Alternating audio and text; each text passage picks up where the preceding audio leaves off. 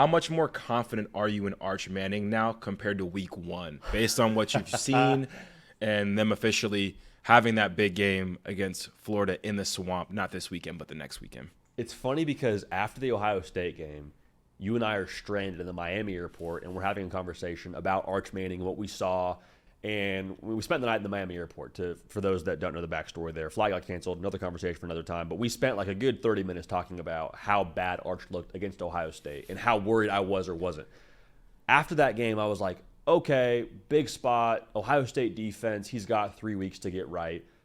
Played well against Sam Houston State, but Kaiden, it hasn't been the pop that I wanted to see post-Ohio State. It's actually been a little bit more like, are we sure that this is all coming together how we thought it was going to? Are we sure this is the Arch Manning we all signed up for? I honestly, I don't want to take a totally different direction, but I honestly really loved seeing him stare down that Sam Houston State defender on the read option getting in the end zone. And I know the defender from Sam Houston State, all respect to the Bearcats, he'll probably work a corporate job here in the not-distant future. He's probably going to be, as Ari Washman said, working at Progressive here, adjusting a claim in a couple of years to a couple of months.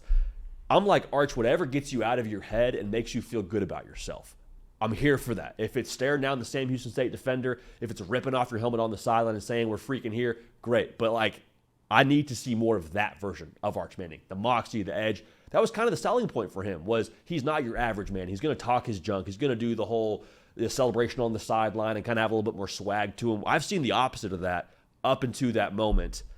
It gets real here in a couple of weeks. Against Florida, Cato. Yeah, very high stakes quarterback matchup there for sure. Gosh, as far as stock goes. But yeah, I think when we were talking about Arch after week 1, you were a little bit more optimistic than I was because he just looked bad. Like, I get that Ohio State was good, but like there was plays where Ohio State wasn't doing anything spectacular and he was just throwing balls in the ground. The mechanics looked off. It was just all off. And seeing him be more confident this weekend is definitely helpful.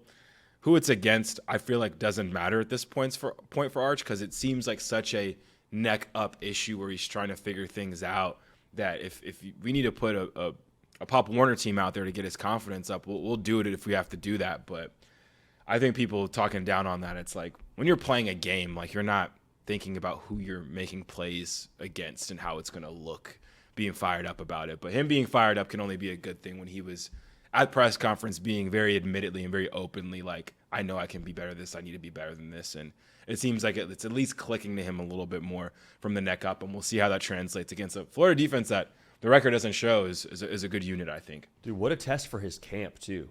Because we've said this for a long time around Arch. He has probably the best support system in all of football, if not just college football. Sark is his head coach, quarterback whisperer, AJ Milwee. You got the Manning family behind you trying to give you advice and input for everything on the field and off the field.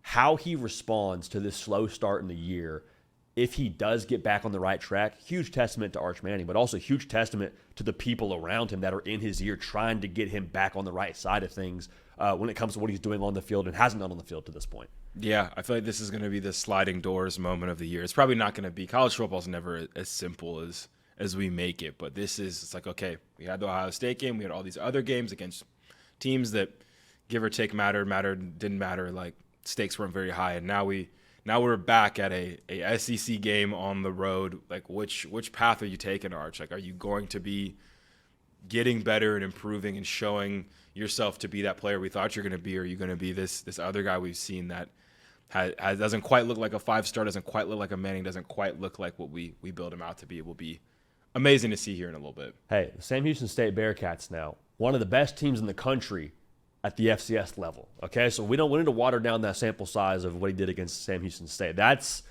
Some people are calling them the Ohio State of the FCS. Now they're FBS, so hat tip to Sam Houston State. But I think, if you're a Texas fan looking for some copium, looking for something to get yourself excited about, Sam Houston State. Good FCS outfit a couple of years ago. We'll take your word for it.